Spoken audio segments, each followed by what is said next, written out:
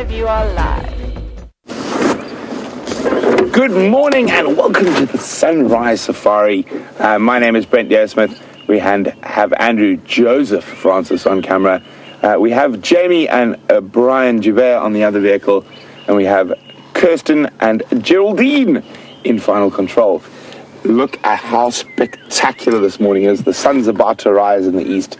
And we're in search of one of Africa's rare big cats. So, on yesterday's sunset safari, we witnessed some incredibly different and interesting behavior by our dominant female leopard, Karula. And there is a possibility that she's about to drop. And she spent most of her day in a cave. And she defecated the feces around. She's from that area. So she might have just been sussing out den sites. And we're going to go have a look now where she might have gone. And I'm so interested to find out whether she's turned around and come back to that site. And if she has, could she have given birth overnight? There's so many questions that lie unanswered. So I'm very excited to find Karula's tracks today and see where the story leads us. So I know there's a lot of you who seem to be very worried about our presence around this leopard while she's possibly giving birth. And I must reiterate that the reason we have relaxed leopards in the Sabi Sands is because we follow them so closely, and when they are looking for dens or giving birth, we do check on these areas. Now, I understand that there's been a situation before I arrived where a hyena happened to kill one of her cubs. Now, unfortunately, this is the bush, and stuff like that happens. Leopard cub mortality in this area is between 70 and 80% from hyenas, from other males, from lions, from pythons, from buffalo,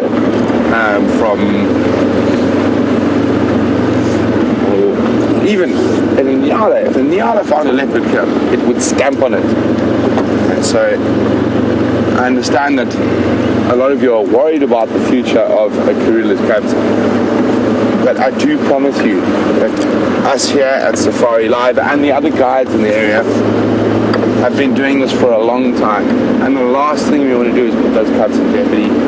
So we are very, very careful about how we look at an area and how sensitive we are, especially if she does have cubs. But we cannot zone an area, we cannot make any decisions till we know whether she's got cubs or not.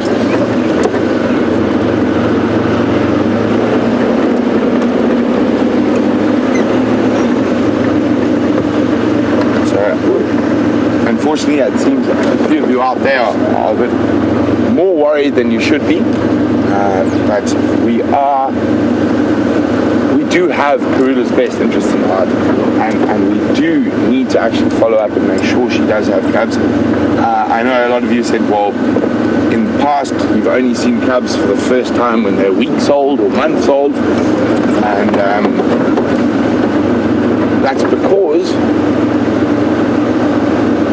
she hasn't been tracked, or she's had her cubs in an area where there hasn't been an area that's accessible to vehicles.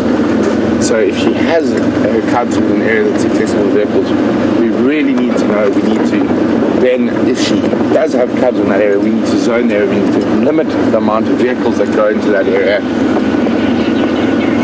So very exciting, but also at the same time we have to be very cautious while this goes on.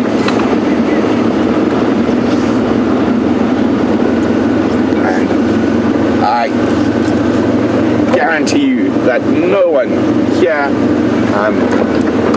wants to see anything bad happen to Karula or her cubs.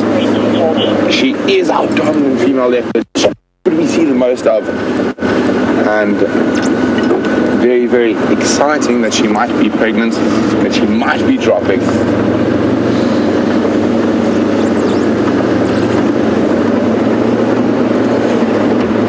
So, I won't lie, this is one of my favorite viewers. I'll be with you guys in a second. Standing by. Jamie is just chatting to me on the radio. What's your age? Dungeon Drams, I'm now in your road south, following up last position on the radar.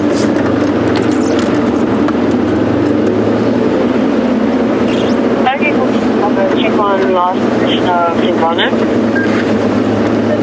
Copy, thanks.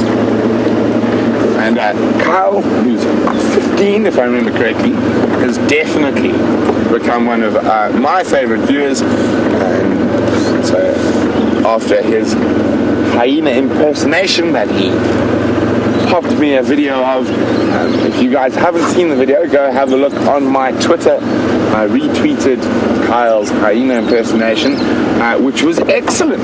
He has a very interesting technique. So when I do a hyena call, I go, ooh. Kyle's got a very sort of staid or far more stoical version of hyena calls. But excellent calls. And Kyle managed to do something that I can't do. I saw that, Andrew, you got caught this morning. And he did a bit of the cackling. So I have not attempted the cackling. I think after Andrew being caught trying to make funny hand signals behind my head, I think Andrew should do some hyena cackles into the microphone. Andrew? No, not whoops. I said cackles, Andrew, cackles. Stage fright. Yes, I have the look of great shock and horror on Andrew's face. Okay, so that cave where we found her in earlier is just down in the drainage line here. The last place she was left as it got dark, as I said, no one was going to follow after dark, was about 200 meters up the road. So it's one of those, now do we decide, do we check the den, possible den side first, or we go check the tracks? I'm going to go check the tracks first, and if they confuse me too much, then possibly we'll come check this den, or possible den side. It's about 17 degrees Celsius, 72 if I remember correctly, Fahrenheit. So a little bit of a nip, 64, sorry, a little bit of a nip in the air. So quite nice and fresh this morning. The dawn choruses, and there we go, taxi's out, and Tux was the last person here. Good morning, Tux. No updates yet. Tux, what was the last position of Karula last night? Yeah, to go towards every dam along Yellow North. You know that before you cross that forward dam there, she was still at the southern side of that area. Yellow Pass there, but direction she was heading towards every dam. Probably like taxi confirmed she'd already passed that fallen down tree. Yeah, when we left here, you know, that tricky crossing with Jekyll-Berry, when you come from Beverly Dam, coming along Yellow North, there's a sharp corner there with a little bit of starting angle there. It's where we left inside the ship. Copy, thanks very much, Tax. I'm in Yellow Road South. I'm going to go check last position, see if there's any contact. Okay, copy that. Yeah, very close to the junction of Quarry Road there. She was traveling. Copy, thanks. So after we left, in that short time before dark, she actually moved quite a long way. We left her about here last night, and the reason we did is there were a lot of other vehicles that were trying to get to see her. While she was in that cave, we closed the site into a one vehicle sighting. And as I I said, I wasn't 100% convinced that was her den site of den sites. She could have been scoping multiple den sites. She could have more further. So, unfortunately, we're going to go cross onto Nyala Road North now. Nyala Road North is one of those roads that gives us a little bit of hassle in terms of signal. And that is one of the things about being live in the African bush, that certain spots are just a little bit deep in the bush, a little bit deep in the drainage, that we can't always get signal.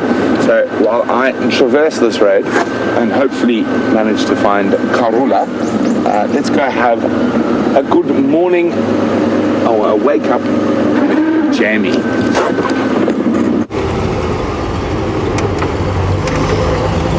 Good morning, ladies and gentlemen, and welcome to the Sunrise Safari. And while Brent heads off in the direction of where Karula was last seen, Brian and myself are on the way to see if Tingana is still around. So for those of you who missed the sunset safari yesterday afternoon, Tingana killed a baby zebra just close to Arathusa Dam, probably about 500 meters into that drainage line system that runs to the east of it. Oh, I think I swerved for no reason there. I thought it might be lion poo. It's not. We're going to go see if we can follow up on that zebra kill. Now, it was a big zebra. It was a young zebra, it was a baby zebra, but it was certainly bigger than I was expecting when it was called in over the radio. I was thinking fairly newborn. This zebra was a couple of months old, so there's plenty of meat still left on the carcass. And the question becomes, did he manage to drag it into a tree, or was it left on the ground overnight? And in that case, did the hyenas find it? And my guess was, if he did leave it on the ground, that is the most likely option. We're going to head across and have a look. We'll also, of course, oh, and speaking of zebras, we've got a couple in front of us. And of course, we're going to go and check up on the nkuhumas at some stage as well.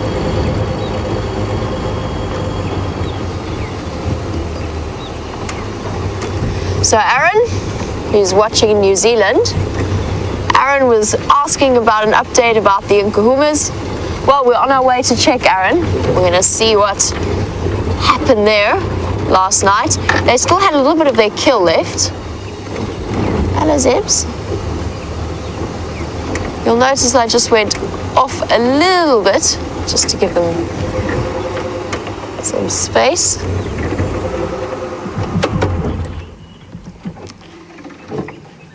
Hello, Zebbies. One of the females with the stallion. The stallion is on the right.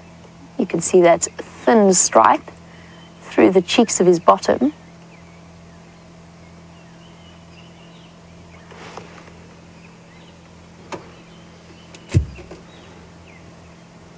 So that is the male of the herd, having collected his harem. And I think this is the same herd that I saw on quarantine clearings last night, with their ever-present oxpecker companions, shooting around, picking off the collection of ticks. And then off to the left, a foal. And having chatted about Tingana's kill, that foal kill that he had, that baby zebra kill, was probably, I would say, at least this size, if not larger. And this foal's already past the fluffy stage of the 2-3 months old, and at the point of about 4 or 5 months.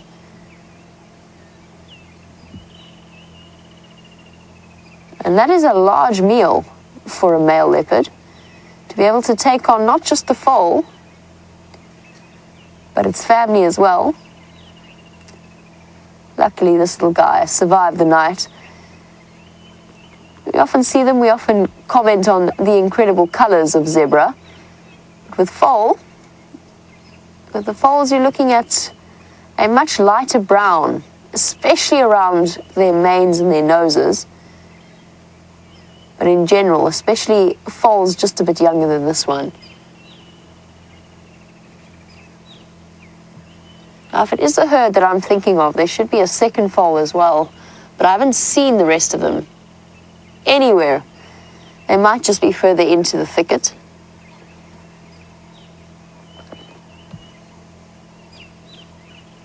Interestingly, looks like a young colt, so a young male zebra. And this life automatically, it is difficult to tell when they are so young because they haven't reached maturity. That stripe doesn't show through clearly. And surprisingly, it's not all that easy to tell with zebra the difference between male and female. That stripe is probably the best giveaway, unless the zebra decides to make it incredibly clear for you. Usually your best way for females would be to look for nipples between the back legs. The testicles are dramatically reduced and tucked away.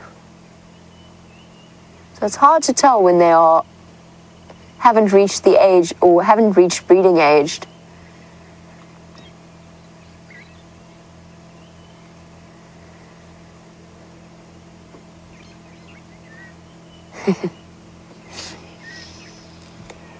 Now, a while ago, we played a game, Andrew and I, and it's a game that I sort of semi-reintroduced yesterday, which was what music do the animals listen to? And Safari Dean was wondering if zebra listened to punk rock.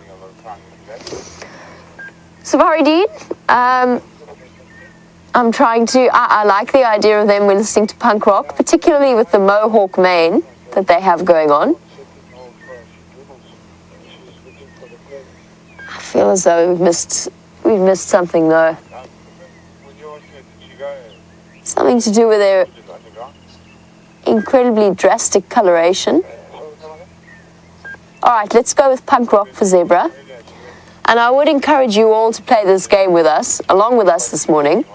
Every time you see an animal or a bird, just imagine what type of music it would listen to if it listened to music. And it's actually hugely entertaining to play. And it's funny that ever since Andrew mentioned that particular game to me, I haven't been able to stop myself from speculating every time I see any of the animals out here.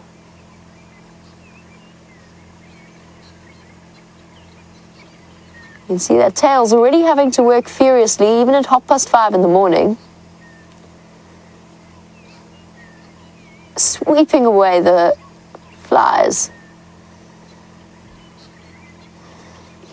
And munching away at the grasses at their feet.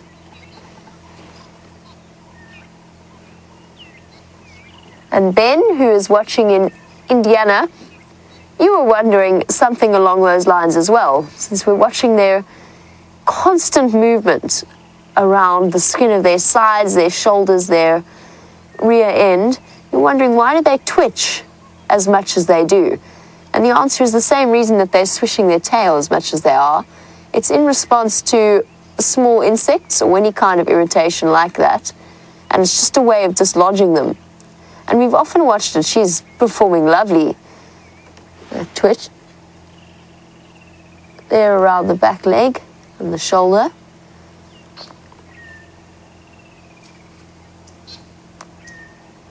We often watch that and wonder about whether or not it's a reflex arc within their sensory nerve cells, or does it go back somewhere into an instinctive response? Do they have any kind of voluntary control over it?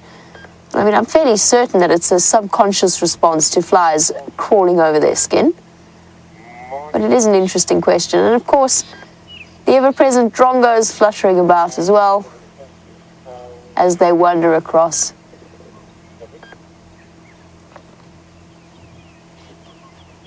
But yes, I think it's purely a subconscious response to flies sitting on their skin.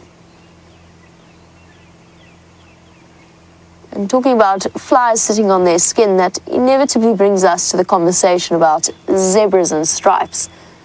And why do they have stripes? What is it within their evolutionary background that makes stripes an advantage over any other coloration in the bush?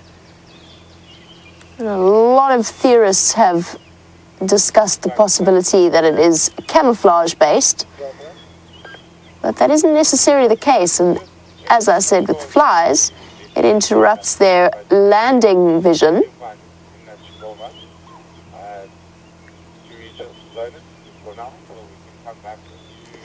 And there's lots of theories behind the different stripes that we see. And Kim, you're looking at these spots, speaking of why the zebras are the way they are. And those are the chestnuts that you might see in horses, if any of you have ever had any experience with domestic horses. It's one of the calloused points on a zebra to allow them to lie down comfortably without their hooves rubbing raw spots on the inside of their legs. So it's essentially just a calloused piece of skin. All zebra have it, all horses have it. And when we've got this wonderful close-up, you can actually, first of all, you can see the twitches beautifully as well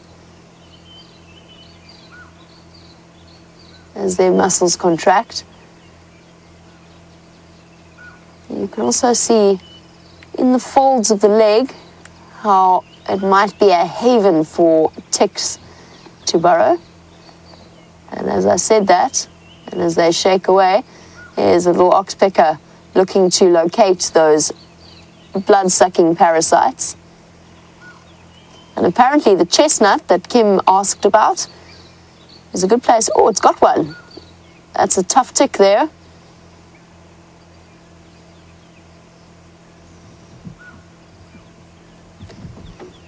Now, having had experience of pulling ticks off myself before, I can tell you that it's not necessarily an easy feat, especially when you don't, although I suppose oxpeckers are less concerned about that, but especially when you don't want to leave any part of it still embedded in your skin. But it just goes to show how the oxpecker has its work cut out for it. Look, it's still trying to. That's interesting.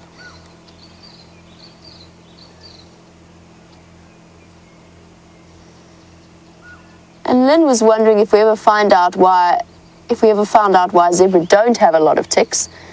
And of course, the stripe theory has been put forward as an explanation. And it is fascinating because there are certain animals that are more resistant to ticks than others. Oh, those ears back suggest to me she's a little bit unimpressed. Possibly, quite possibly with the actions of that oxpecker, because it's returned back to where that tick was on the inside of her front left leg. But Lynn, one of the theories is it's still attached. And of course, it's not above the oxpeckers to niggle at an injury, but that is definitely a tick. Hey, you. Have you gone looking for more interesting ticks?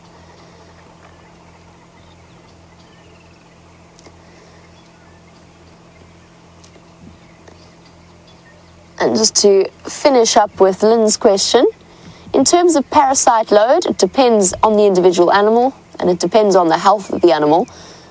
Interestingly enough, in terms of a similar sized creature out here, and generally the tick load is determined by size. Look at this, he's determined to get that tick, but it hasn't had any success.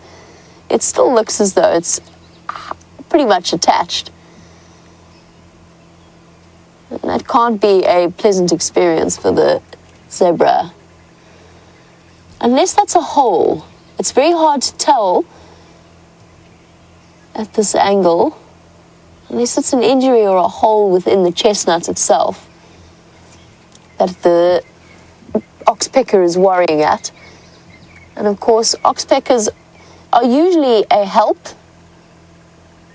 and not a hindrance, so they usually assist the animal in getting rid of all of the parasites around them. She's scratching her ankle. Look at her face. Oh.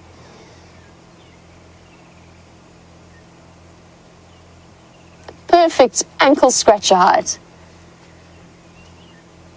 There we go. Next ankle.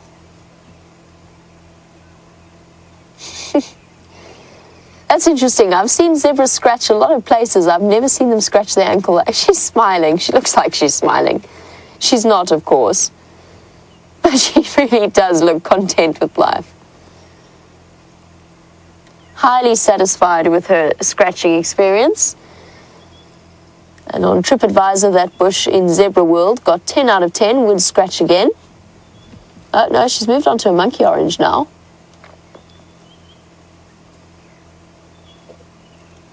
Now a full leg scratch.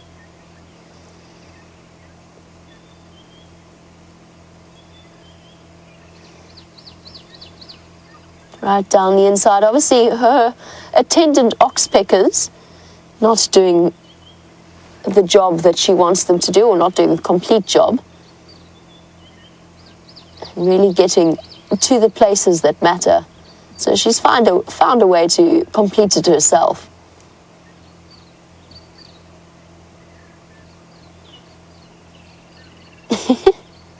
Still scratching the inside of her leg. But now with a little bit of scratching action around the neck as well. And I've often thought about what it must be like to be without thumbs out here, as of course all animals are, without opposable thumbs, onto the sternum. And now the back leg as a scratching post. And done. Back to breakfast. But I've often thought about what it must be like without opposable thumbs and unable to pick away the ticks and other insects that are biting you, making you feel itchy. Luckily, all of the animals out here have figured out a way around it. Well, I better carry on my way to Arathusa, not get too distracted by the zebra in the road. In the meantime, Brent has managed to locate the Queen of Djuma, so let's pop over there. I hope you're excited. Welcome. We've just found Karula's tracks. They were heading back towards the cave. There is the first sighting of a leopard cub that is less than 12 hours old. And you can just see in sort of the center of, look at that, there's a tiny leopard cub. Karula has given birth overnight. And now we are going to not stay here very long. I'm just showing you guys very quickly, and we are leaving. We are leaving in about 2 minutes. But there we go. I can see one cub for sure in that root hollow there, and that strange behavior has definitely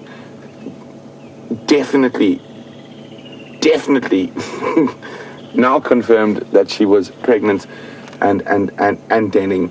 So there we go. There is a leopard cub in that area. So guys, this is the only view I'm going to get. I'm not going to spend any more time here. But isn't this exciting? Karula's got babies. You can see that one cub calling. I think the most excited person in the world is Andrew Joseph Francis at the moment.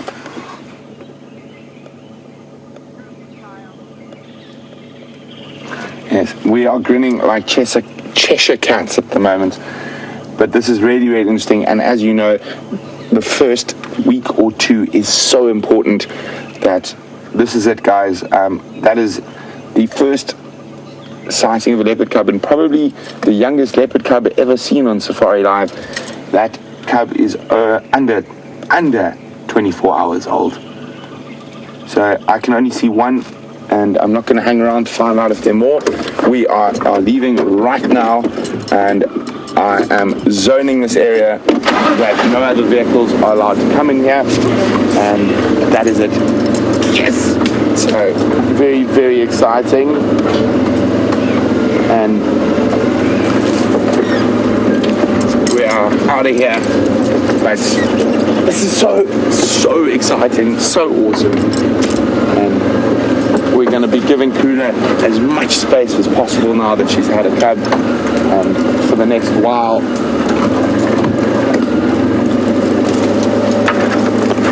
this area is zoned.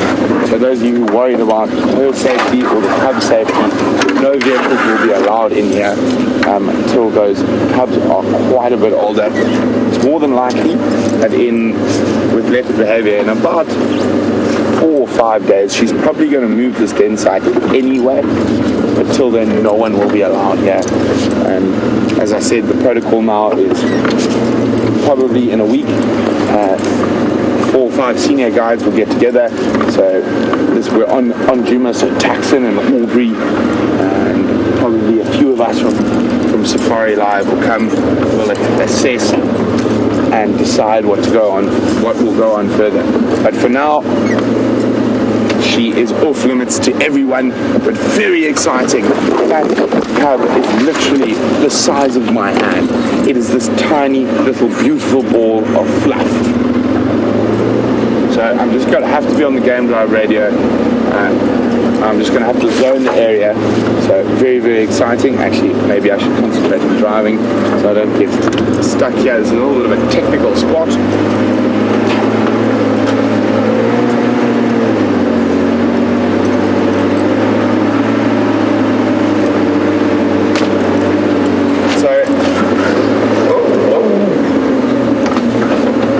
Let's just get out of here. Oh, we're very stuck. Unfortunately, we're quite far away from the den site now. Maybe just need to change my angle of approach. There we go. And unfortunately, none of the vehicles are actually able to get into there apart from us in our wonderful little short wheel-based vehicles. But isn't this incredible? Krulla's got cubs, and I feel very, very lucky that I'm the first to see them. But let's just calm down for a second and get on the radio and make sure that no one else disturbs her today. Stations zoning the Shkovanin between Batalia and Nyala South. Krulla has got Mampimpans, and it looks like they were born last night. Hello, David. So, there we go. Sorry guys, one thing. IFM tax, we just had a brief visual of one Mampimpan. We didn't see any more, but I've left the area and we can discuss later how many vehicles, etc. will go in here.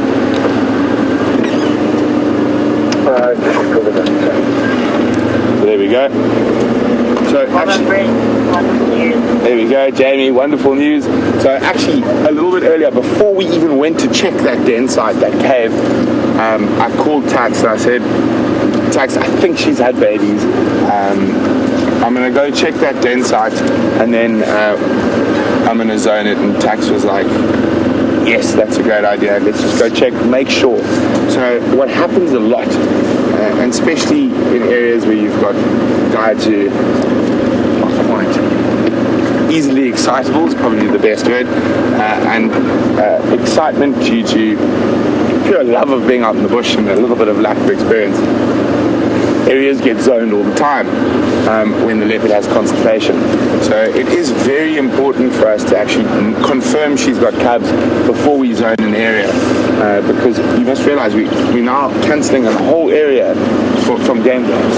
So it's very important to confirm, and also now going forward we can have as a team, and not only the Safari Live guides, but the Djuma guides, the Cheetah Plains guides, and everyone who traverses this area, we can now get together and have a proper plan in terms of how to give Krulla the best chance of raising those cubs.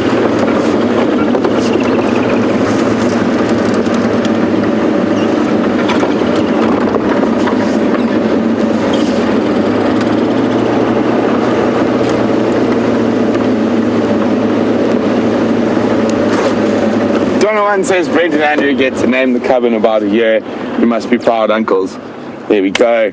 And of course, the naming rights falling on Andrew and myself. We're going to come up with the best name ever. Hey, Andrew. Hey. So there's possibly more than one cub. As I said, we only saw one, so we did not hang around. We got out of there as soon as we confirmed there were cubs. There's probably 2, which is the normal sort of amount that a leopard gives birth to,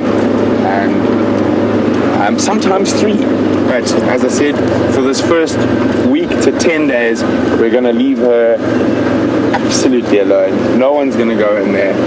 We do not want to disturb that area at all, to give her and the cubs that first sort of 10 days to 2 weeks by herself and give those cubs the best chance.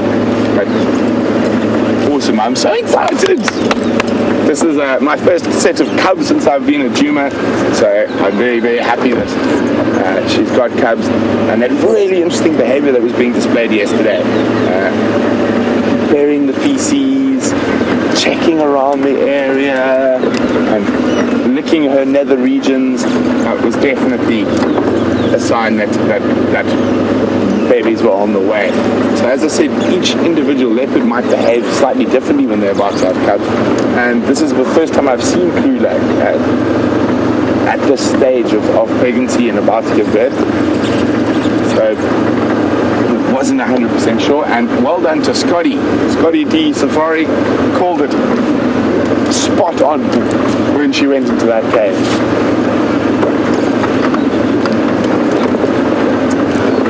I don't even know what to look for now. I'm so excited. Oh, I'm so excited, and so excited I accidentally put on the Ramones. By jumping on top, and so now I know apparently a lot of you guys are speculating who the daddy might be, and wonderful thing is that if this cub does survive, we're able to collect feces, send it into Panthera, and they'll be able to work out from collecting the scat of the male leopards in the area who the dad might be. My money is on Anderson or Tingana being the most likely 2 fathers. Those are the 2 leopards she's been seen mating with the most. But who knows, I might be completely wrong and it's some random leopard that we don't even know from the north, possibly.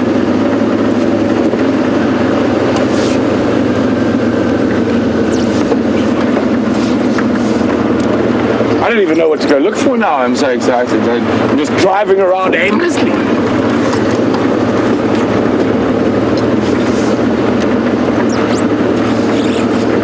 So Bill Paquette is wondering what if she loses them, which is a very strong possibility.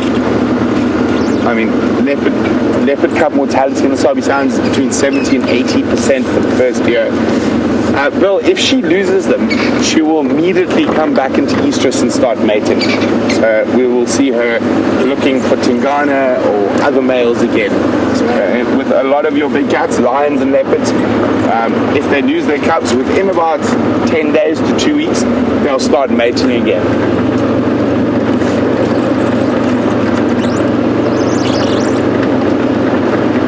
So as we drove in there, I just saw her, and then as Andrew zoomed in on the camera, we weren't live, Andrew started going, "There's a cub! There's a cub!" His voice literally went up about 4 octaves. Unfortunately, he managed not to shout with joy, but sort of, if I can describe it, his voice was the same as him patting me on the shoulder very, very quickly, and I was like, yes, Andrew, I can see it, Andrew, thank you, Andrew. Andrew, I know, Andrew. But isn't this amazing? So the Queen of Djuma has given birth.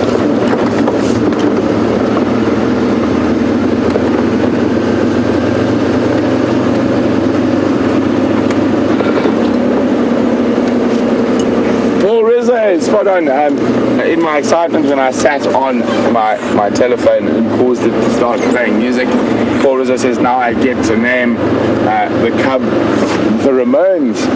Well, the song that was playing was Judy is a Punk Rocker. So maybe we should call them Punk and Rocker if there's two, I don't know.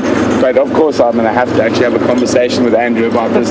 He was involved, not that his opinion counts at all. But isn't this amazing? I think I actually need to go stop somewhere, because I'm probably driving over Tingana's tracks.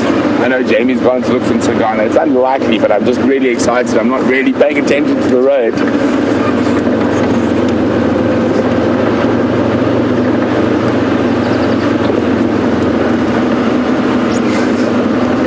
Steph says Jamie needs to find Tingana and give him a cigar.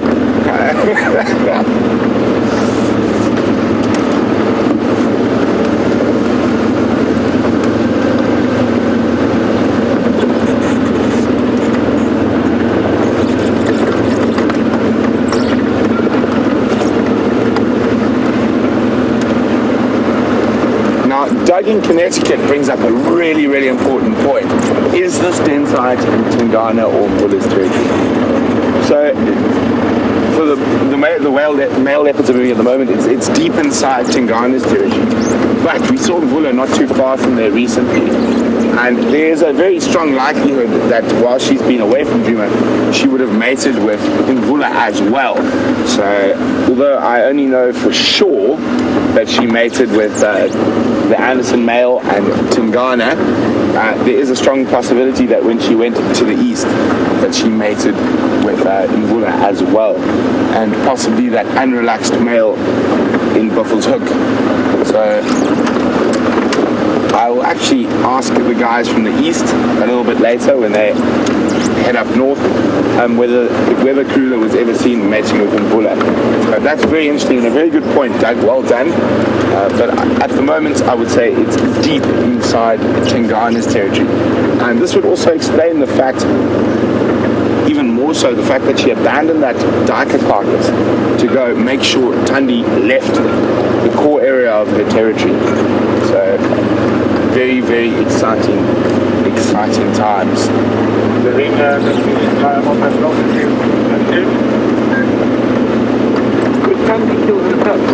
There we go. A question from Andrew on behind camera. Would Tundi kill her cubs? Yes, if Tundi was in that area, those are potential threats to her territory later. So what happens with female leopards is that if they give birth to another female, they will give a core part of their territory off to that female and then move off or start fighting for. Something's moving on. Hello, boy. Yeah. So she will sort of give away the core part of her territory. So if she has a female cub and that cub is born in that drainage system, it's likely that a lot of the center of Djuma would be given to a female cub.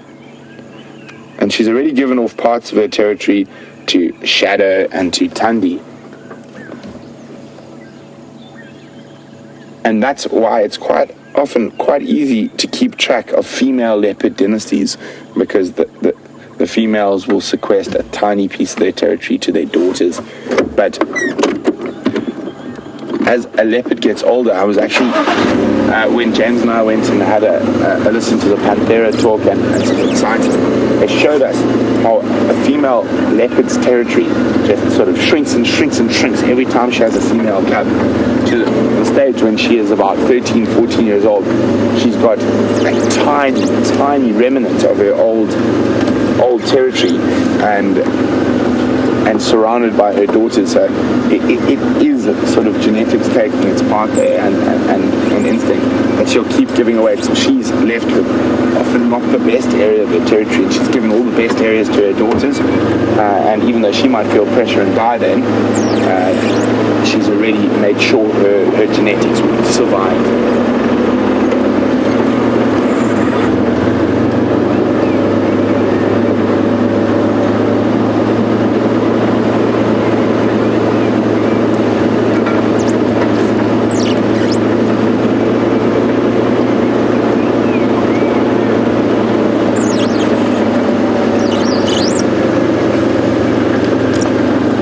morning, Christopher in Arizona. Christopher would like to know, what is the biggest threat to the cubs in their first year of life? And according to the mortalities in the Sabi Sands, the recorded mortalities, the biggest threat to leopard cubs in their first year is unrelated male leopards.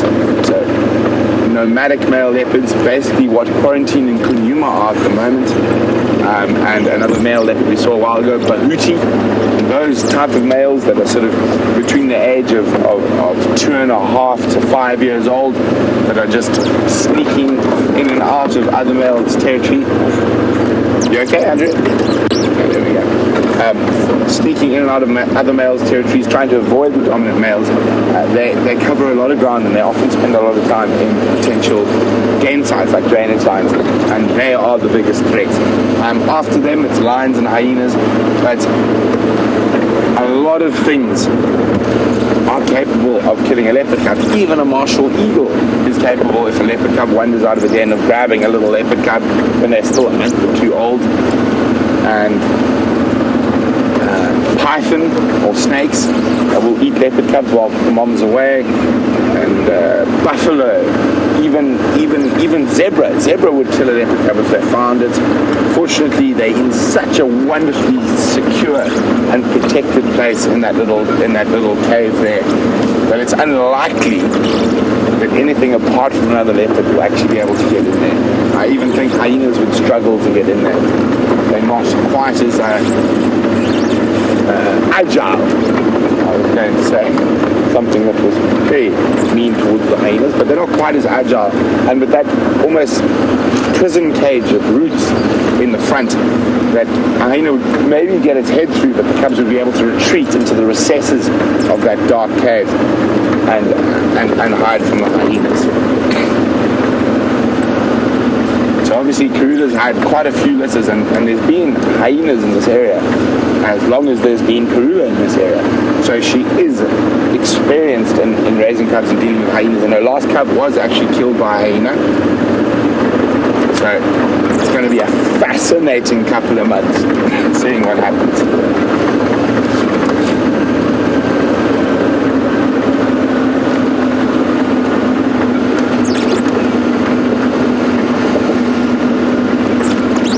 So Lorraine saying, so Shadow's next. And strange enough, I was chatting to Ryan from Arathusa, and apparently Shadow's been behaving quite strangely and being very, very secretive. So there is a strong possibility that she also might be about to drop. So imagine that, if we have our two dominant female leopards with cubs at the same time.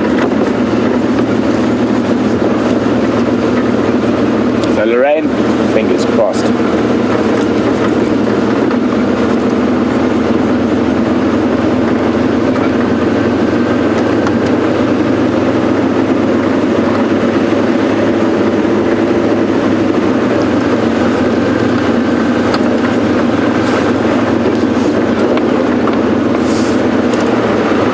Zoe would like to know whether there's ever conflict between the lion prides and the leopards. Most definitely. They're both apex predators, so they're both very high on the food chain. If a lion has the opportunity to kill a leopard or leopard cubs, it will. So often they'll chase leopards up trees, etc. If they find the leopard den site, they'll try to kill the cubs. So it does happen. Also, if a leopard manages to find a lion game site where the cubs are hidden, they will kill the lion cubs. And now the reason for this is pure and straight competition. Taking out your biggest competitor, which is for a lion is a leopard, and for a leopard is a lion.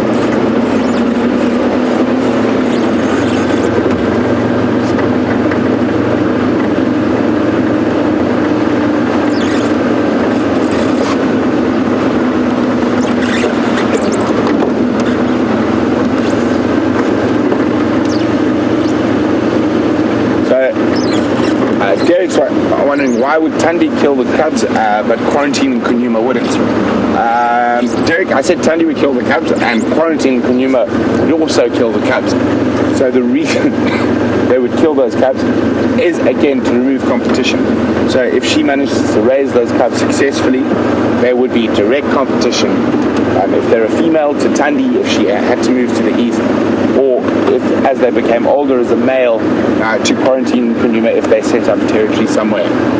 So it's all about competition. So even though they would be their brothers and sisters, they would definitely remove that because it's competing for their sort of spot in the sunshine. Andrew is cleaning quickly. We picked up a bit of dust somewhere.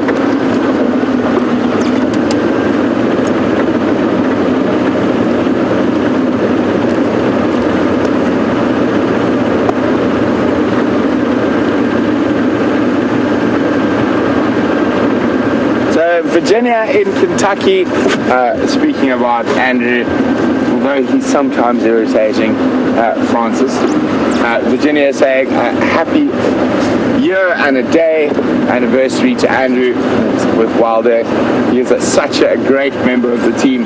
Virginia, as I said, even though he's irritating, I couldn't agree with you more. And you know what? Yes, now Andrew's going, no. Here we go. Andrew, smile for the camera. Thanks, Virginia. Much love, Virginia. Thank you. Woohoo! Leopard cubs. There we go. Yeah, we are incredibly blessed with some incredible characters that we live with, and Andrew is definitely high up on the list of characters we live with.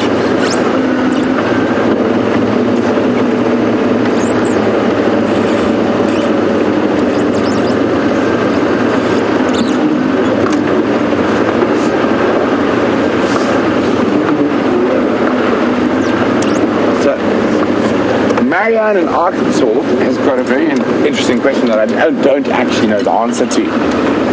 She would like to know what in the local dialect, which is Shangaan, is the word for prince or princess. I think we should wake up James. See, he knows his Shangaan is far better than mine, but I'm not 100% sure. Actually, let's ask Taxi.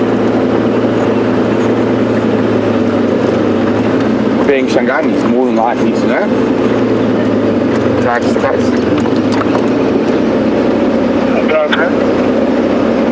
Morning, Taxi. Sorry to disturb.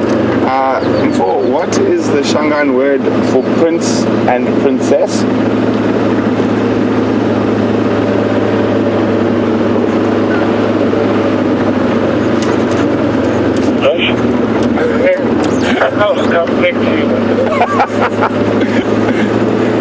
Copy, no worries.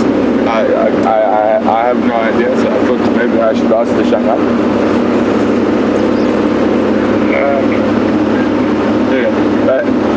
Taxi says you'll come back to me just now with an answer.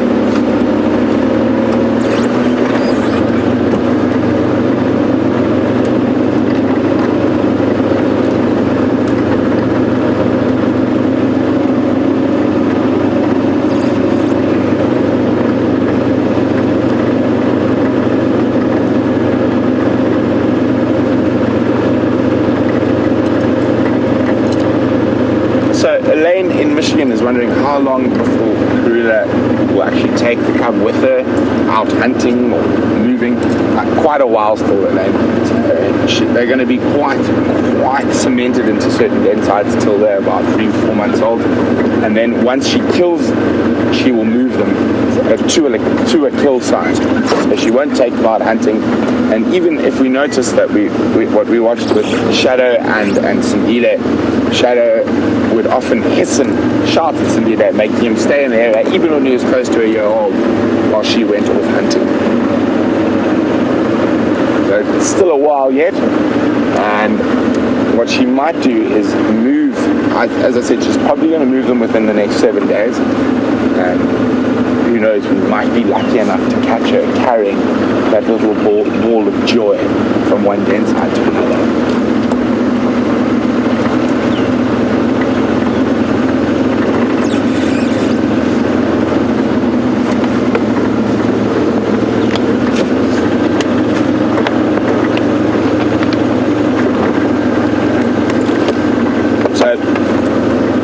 Who's 7 years old, welcome on the Sunrise Safari, Mario. Wonderful to have you with us.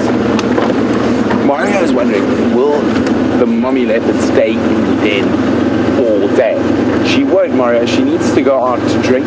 She also possibly, after expending all that, or using all that energy to have babies, she's going to have to eat soon. So she'll probably go out to hunt. Maybe not today, but maybe tonight. So she won't spend all day in the den. So we are still so excited. We have lost our whole plan for the morning sunrise safari, and we're going to go across to Jamie, who can add some sense and order to the morning.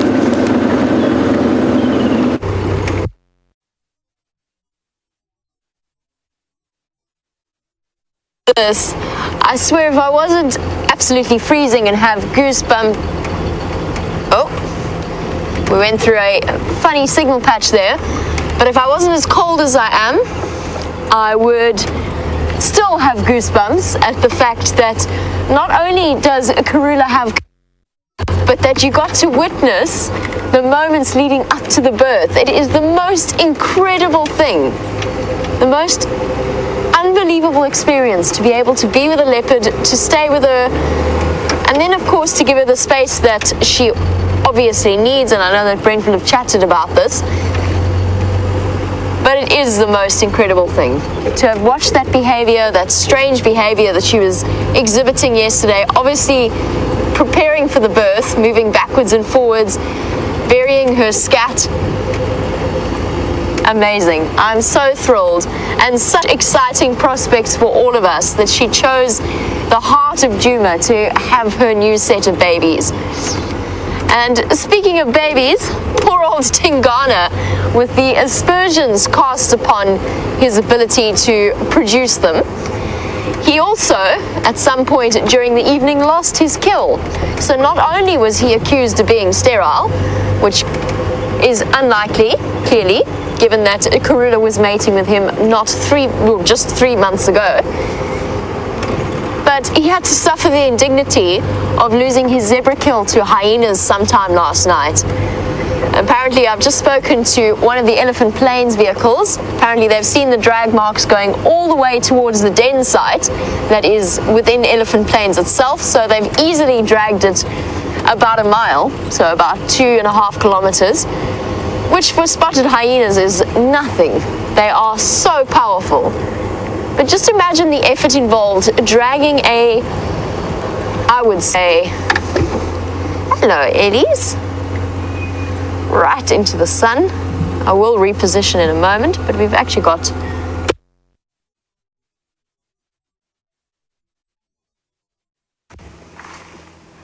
morning. Just to finish off my train of thought, imagine dragging something that is probably at least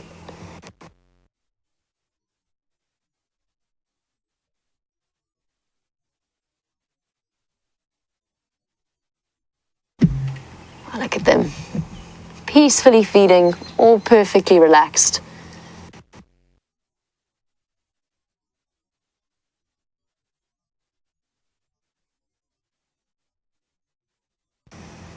No.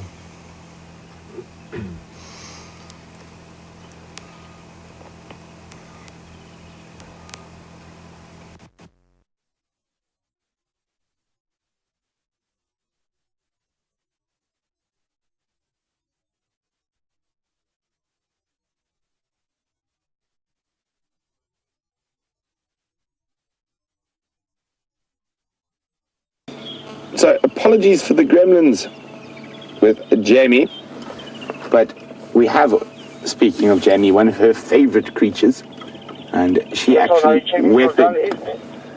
witnessed an epic battle between two hinged tortoise on quarantine.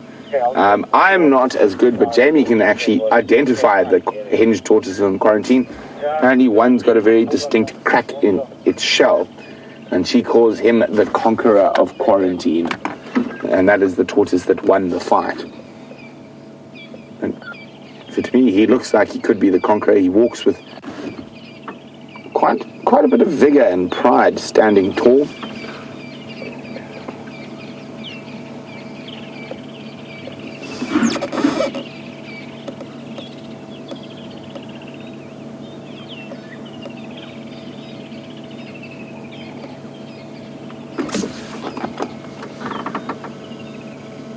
Now, it's quite funny. He's definitely on a mission. And I really think it does look like he might be looking for ladies. Because it's nice and cool. There's lots of lovely green grass with dew on it around him. And showing no interest in feeding. So while it's cool in the afternoons, in the morning, the tortoises can be quite mobile. When it gets really hot, they tend to find a nice shady spot to lie up in. Unless, of course, there's a threat, another male in the area, then they will attempt to dispel and kick out. But it looks like he's just heading for that shade. Probably going to be some nice dew on the grass, more so under there than in other places. And Andrew and I think, have finally calmed down slightly. Here we go, sort of. We're still really on one of the biggest highs you can get, and that is one of the joys of it. The first time you see cubs does literally put you on, I suppose, one of the biggest natural highs if you do what we do. It's one of the sort of pinnacles of guiding or being a cameraman, being able to be the first person to document the new leopard cubs or the new lion cubs. And now all of a sudden the guinea fowl behind us look quite boring, which are normally really entertaining.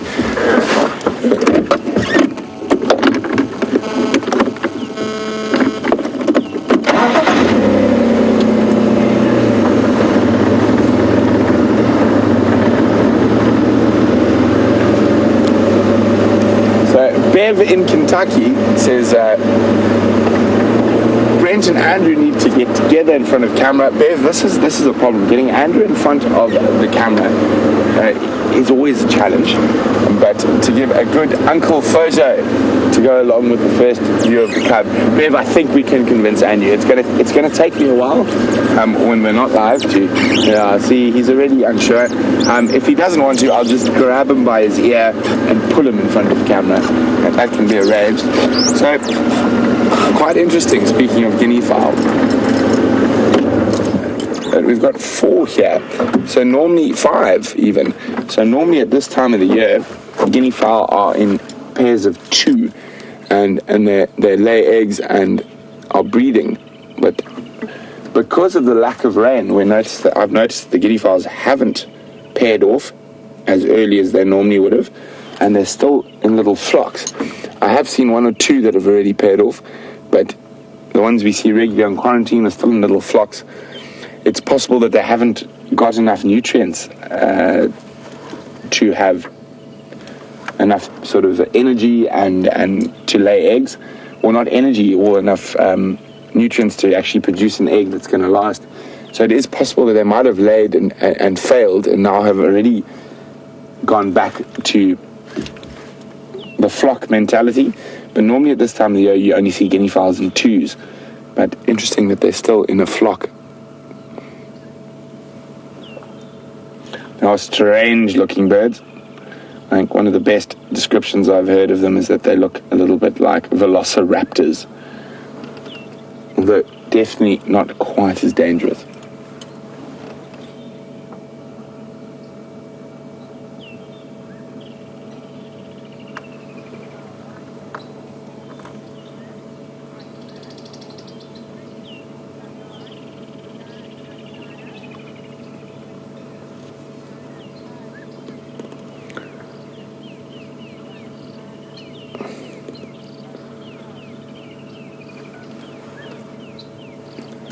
So we chatted to Taxon about what prince and princess mean or what the word is in Shangaan, and Raisa says in Ghana, Kana, and in Ghana, Kazi.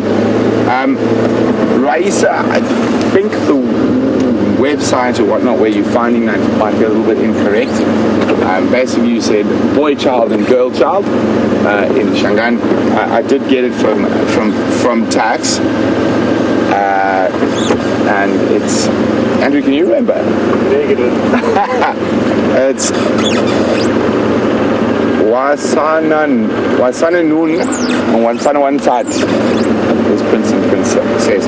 I will actually sit with Tax and actually write it down. It's a bit difficult over the game drive radio to hear, but Raisa, what you were saying, basically in Ghana Nun and Ghana Kaz basically means Ngana is child, so you said boy child and girl child, with the two things, so not prince and princess. It can be a bit difficult, and there are quite a few nuances in quite a few of the languages, so thank you very much for trying. I really do appreciate it. And I'll see if we can bump into taxis. Off in Buffalo's Hook at the moment. Oh, there's that. What's coming down the road? Ah, it's a game drive vehicle.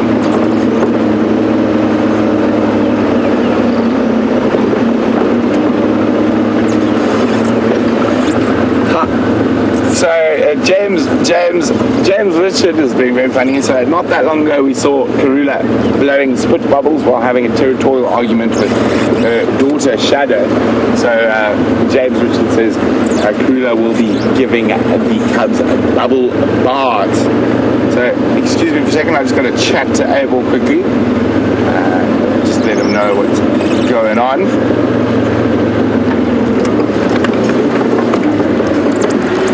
Minjan! Morning everyone, how are you? How privileged were you this morning? Sorry? How privileged were you? Very, very lucky. We got a very, very brief view in that cave of one cub. There could be more. So we're just going to leave her be now for the next 10 days to 2 weeks. So it gives her a chance for the cubs to get going. So hopefully she moves them into a bit more accessible area, because it is quite difficult where it is. But for now we're just going to leave her be. Yeah, for sure. Have you designed it? Well, you can't name a leopard until it gets to a year, because there's about an 80% mortality for the first year of a leopard's life. But Andrew, the cameraman's definitely thought of a few names, and probably none of them appropriate. Tell us more. Well, cameramen are generally quite strange creatures. They have some very strange ideas, but fortunately they're very good at operating cameras. Yeah. You don't know if it's a male or a female. No, So you basically can't name it before then. Exactly. Basically, we there could be more than one. We only saw one, and literally just the tiniest little view through that cave. She's in a cave. Okay. As soon as we saw her, we left. That's all. So we don't want to stay there. We don't want to attract hyenas or put any pressure on her.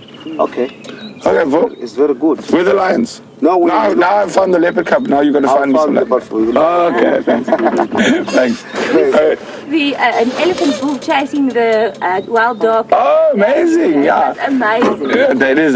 Wild dogs are my favorite animal, but so hopefully they're coming this way. Where did they go? Or they go to They Manulet? go east. went- Maybe this morning they're at cruise camp area, so we're going to check that area. Okay, cool. Thanks very much. For sure, yeah. Well, enjoy your morning, guys, and if we find anything, we'll let you know. For sure. Cheers. Bye. High five. Oh, there we go.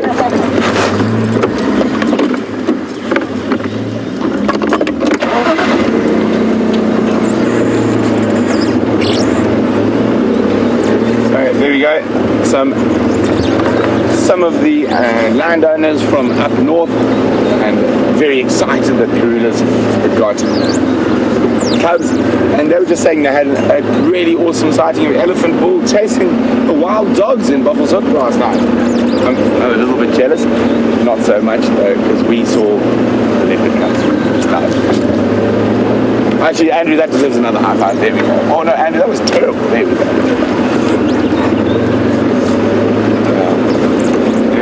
As Kirsten in final control says, Andrew, that was very awkward. Of course, it wasn't me being awkward. Oh, Jamie is getting a hold of me. Standing by.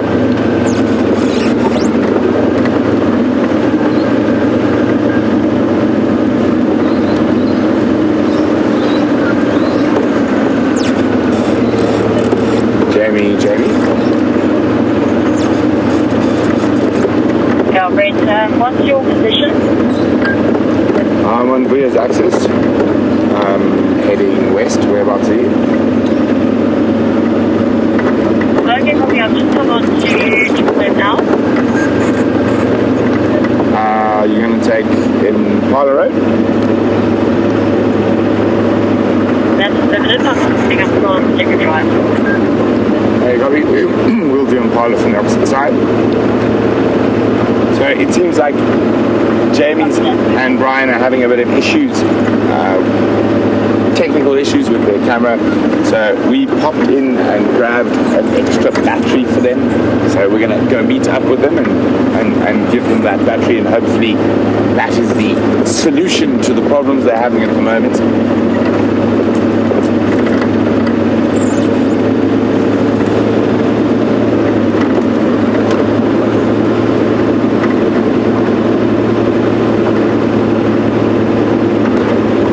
Kimmy Ann says, if the wild dog appear, Brent will be really wild. Kimmy Ann, I'm always wild.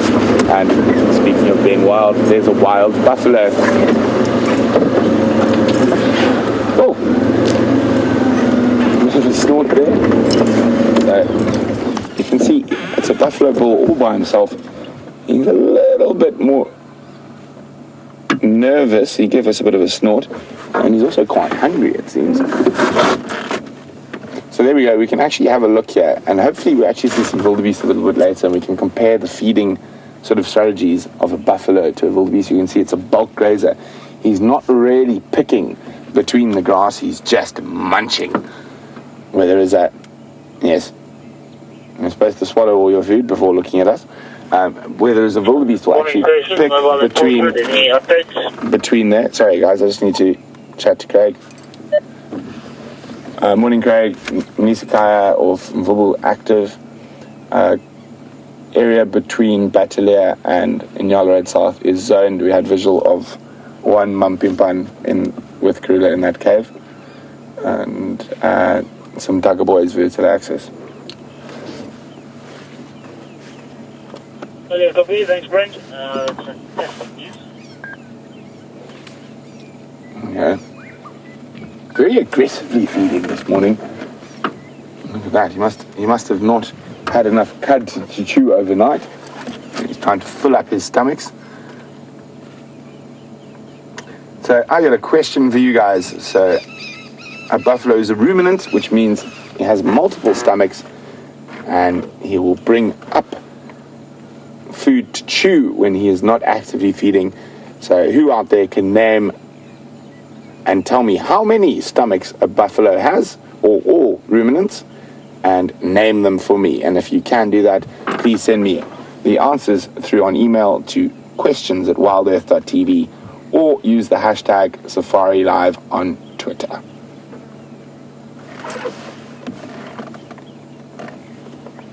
So let us leave the grumpy old man to his grass.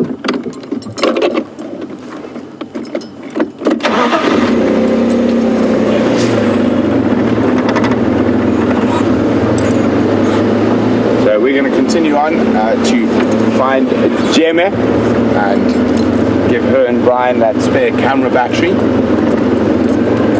And yeah, there's a hyena drinking at the Djuma pan. Unfortunately, it's just run off apparently. Unfortunately, we are quite far from there, so if we were closer, I would definitely dash down to have a look at the hyena, but unfortunately not. We are quite heading into the sort of western sectors of the reserve.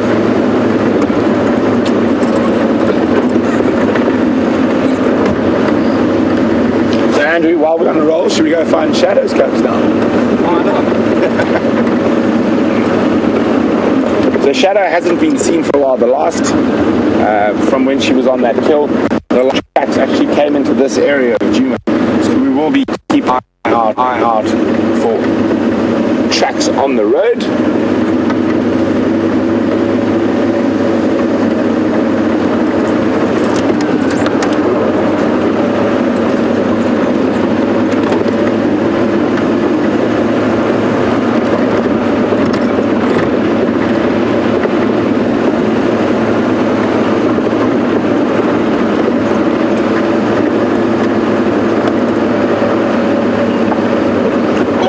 that, Andrew. Looks like there's a nice big group of kudu bulls. We're going to change my route slightly just so we can go have a look at them.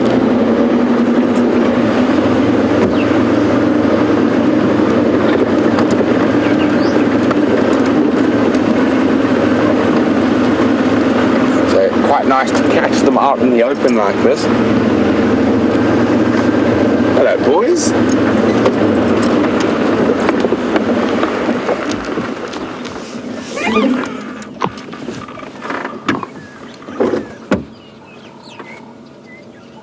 There's two younger bulls there. It look like there's some bigger bulls behind. Look at that backlight shining through on that kudu's mane.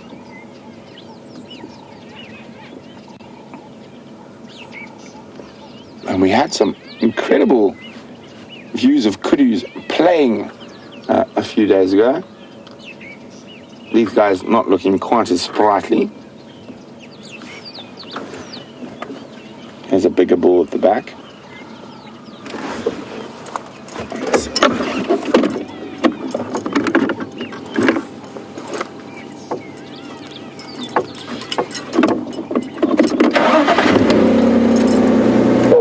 As I said, they were not looking so sprightly, they took off.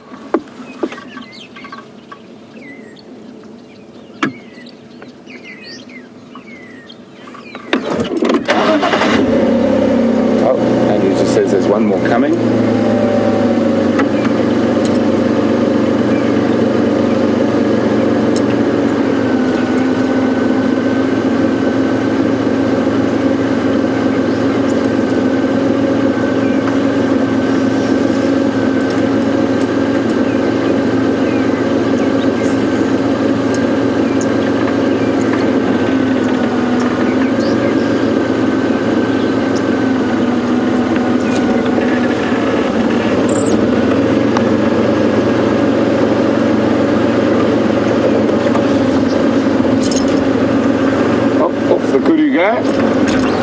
Chasing each other, so the last guy going, look at him go, and it's the big boy, full of the joy of life. And you saw a white vehicle there, that looks like Opa from Djuma, and he's probably taking someone to the gate. He's about to go on holiday. There go the kudu.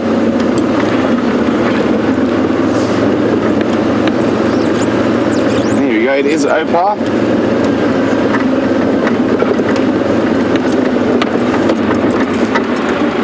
Hello.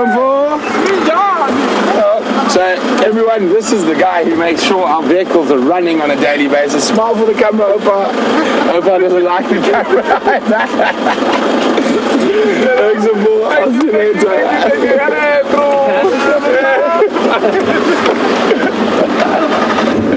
Here we go.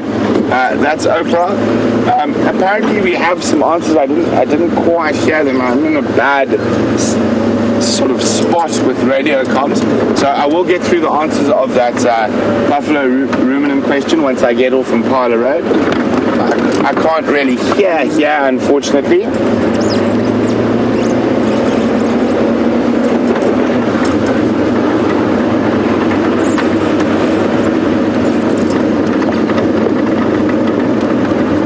So there we go, that's me trying to get a better comms with the handheld.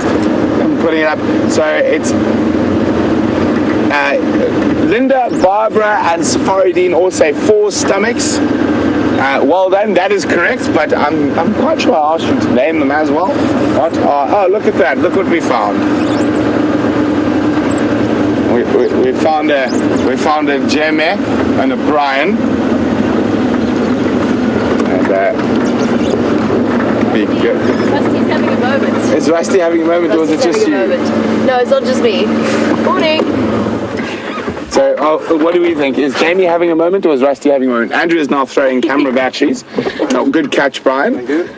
Hopefully that helps you guys. We've strapped the antenna solidly to the back, and hopefully that does us some favors. I think it's Brian's long hair that washes against it that might be... My awesomeness that makes it just... Just redirects it. Okay, well, good luck. Thank you. What's your plan from here? We're going to go find a hyena den and go static there. Okay, well, good luck. There were some hyenas drinking at the Djuma pan, so hopefully they're on their way back towards there. I have to gloat a little bit. Curly cubs. I don't want to talk about it. Brian's trying to pretend to be cool there, but he's actually seething inside. Very. Well, enjoy, I'm very guys. happy. All right, enjoy. We'll see you later. Cool. Jazz. So, after seeing Jamie, let's jump across to Jamie and see what she's got to say about how jealous she is about Andrew and I finding cubs.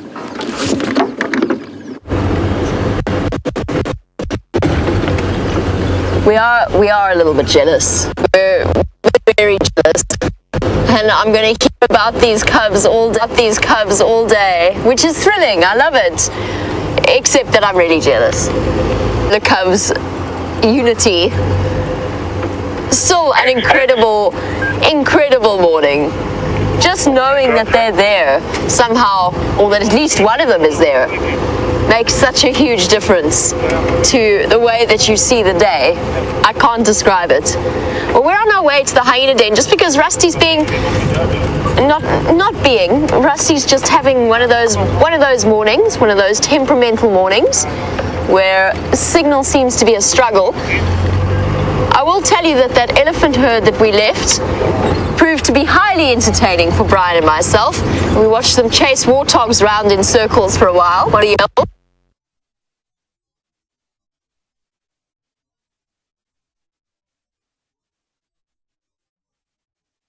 By gremlins. So you're back with Andrew and myself as we meander through Impala Plains, and as I said, the last tracks we saw of Shadow were in this area, so we're going to go have a look past the big Balanaites tree, see if there's anything happening there.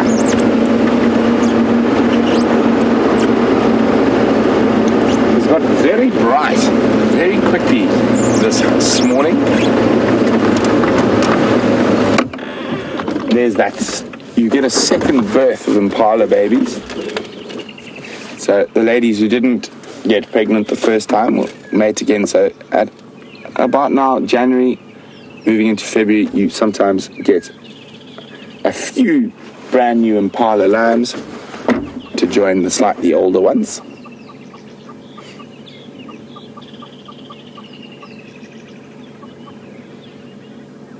Actually hear the Impala.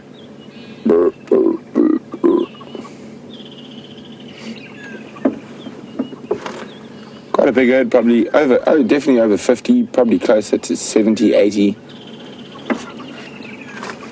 in this group.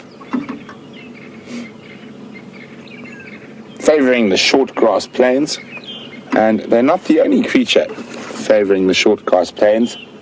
And just next to us here is a crowned lapwing,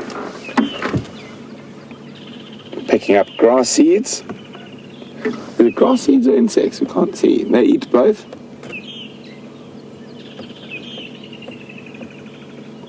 Very pretty bird. Lovely bright red legs and a very distinct black and white crown.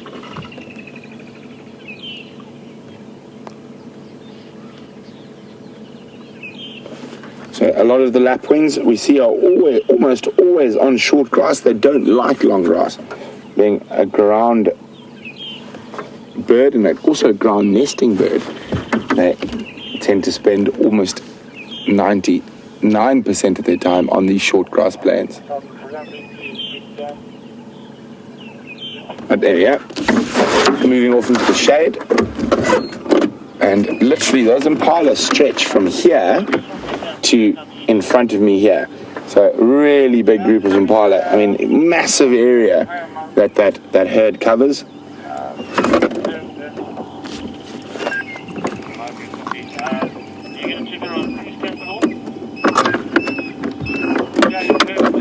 So So Alice is wondering, on the subject of impala, has anyone seen that one-eyed impala? I've nicknamed him Nelson, and that's because he's not only has he got one eye, he's also got one horn. And Jamie, I know, calls him Harvey. We've discussed this, and we have decided that Nelson is a far better name. And for those of you who know a bit of British naval history, or Napoleonic Wars, Lord Admiral Horatio Nelson was a man with one arm, one eye, and one ambition. So, I think Nelson the Impala has one eye, one horn, and one ambition. I think Lord Nelson and Impala Nelson's ambitions are different. Lord Nelson his ambition was to get rid of Napoleon. Al Nelson's ambition is to stay alive. Oh, hello. I didn't even see you there. What have you got? I'm pretty sure that is a piece of buffalo skin. We're not too far from where the Nkuhumas had that killed. Does that look like buffalo? No, it almost looks like elephant. No, buffalo. Buffalo skin.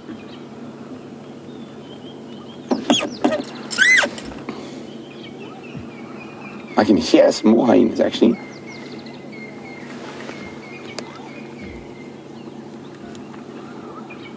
Listen, this hyena's calling behind us.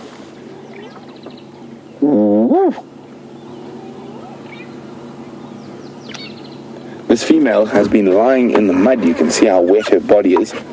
Probably been chewing on her piece of buffalo skin in the mud. And I know the Nkuhumas have left that carcass, so this is, I'm pretty sure, a piece of that carcass, just a piece of skin, which would be very uninteresting to most animals, but not for a hyena. A hyena will be able to chew through that thick hide and get some nutrients from it. Look at her using her premolars to cut through. Now watch how she turns her head to the side. I say she because it's quite a big individual, so more than likely a female. Oh, bless you, Andrew. The hyena is watching Andrew sneezing intently. Sorry.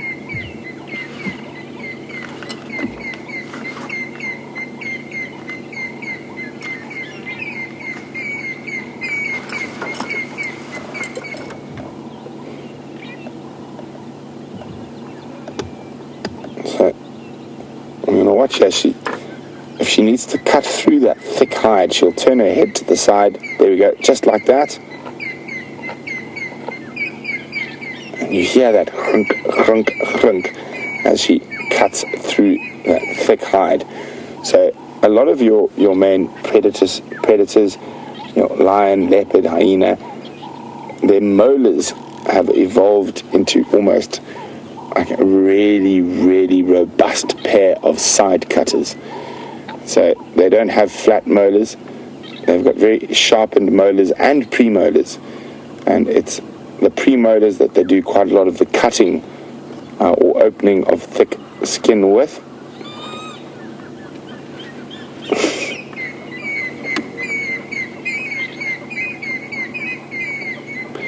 We're going to sit here and watch what this hyena's up to for a bit longer. But in the meantime, Jamie has got another new baby at Djuma.